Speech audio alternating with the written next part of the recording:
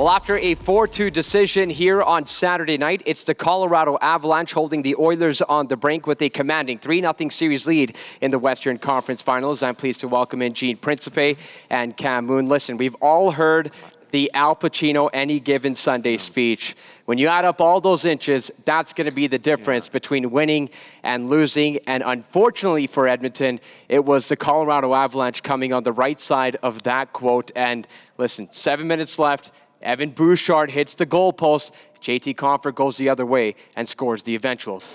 Well, you mentioned the score, and I honestly believe, and Connor McDavid even said a game of an inch, like 1 inch was, you know, the difference in this game and maybe this series. And I almost feel like if that puck goes in, it's Edmonton that scores an empty netter, and it's Edmonton that wins by that score, and it's Edmonton that's back in the series. It was unbelievable when you think of the fact that he hits the post, it doesn't go in, and then here's Bouchard, who's at the end of a shift, a fresh JT Compher hops out, beats him, bodies him off the puck, and then sneaks one by Mike Smith, who I think, if, you know, by about an inch, he might have made that save, and Mike was wonderful.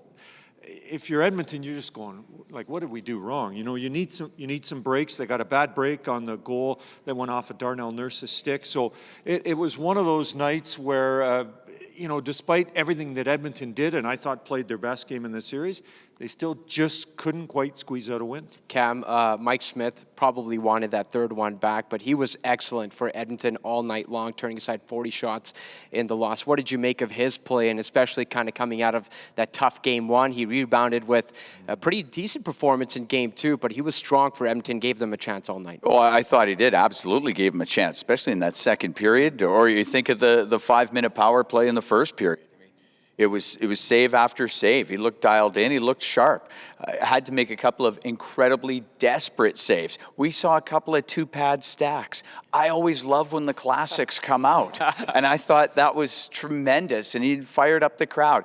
If Mike Smith isn't playing at the top of his game in the third period, we're not talking about a couple of inches. It would have been done at that time. So, yeah, his battle level, which is, it's been strong all year. That's one of his mainstays, is the way he competes in the game and competes on the puck.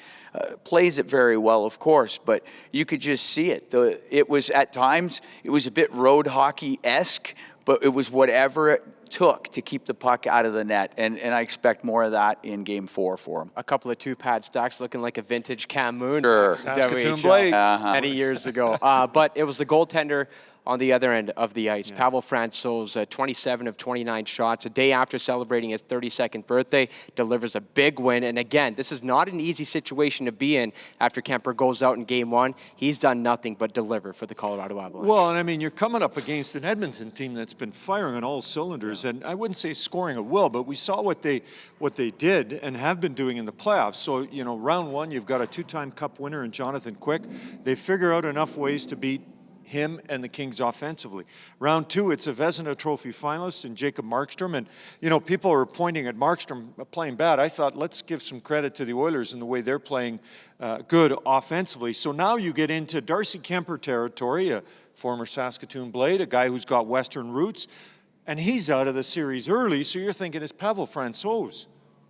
It's Pavel Francouz. Like, who is this guy in regards to stopping us? And I'm sure the Oiler eyes lit up thinking, hey, I think we can score on this guy, and they have, but not at the right time, at the moment where they need it. I mean, he recorded a shutout, and now the Edmonton Oilers find themselves scoring 2 goals.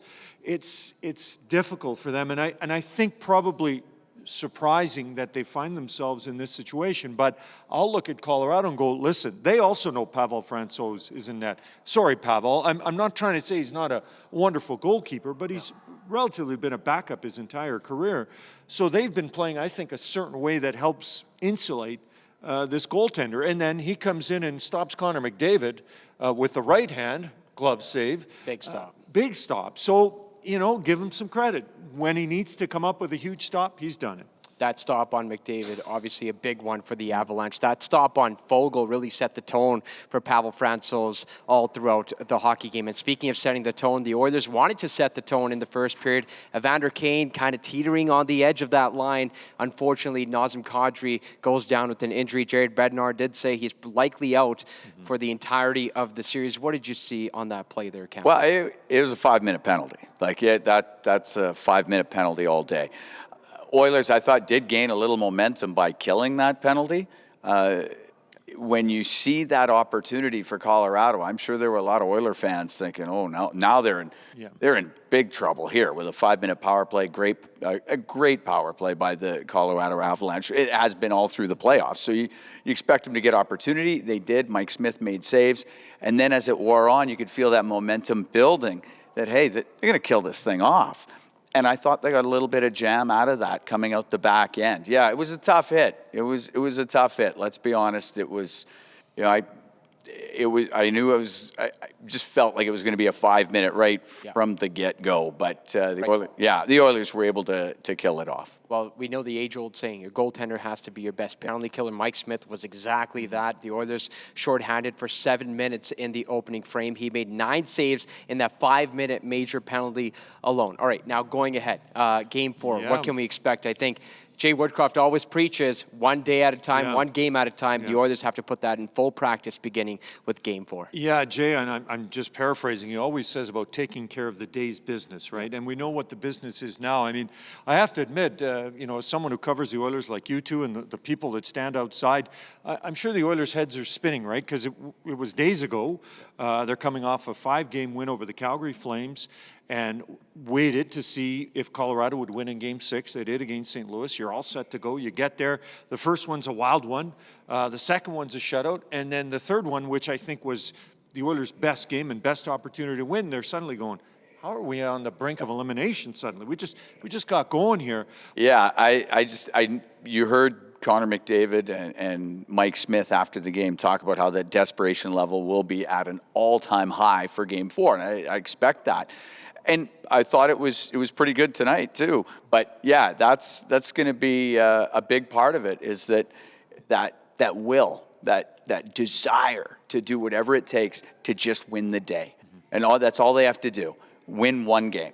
You can't win 4 until you win 1, and you win 1, then you can worry about the next one after that.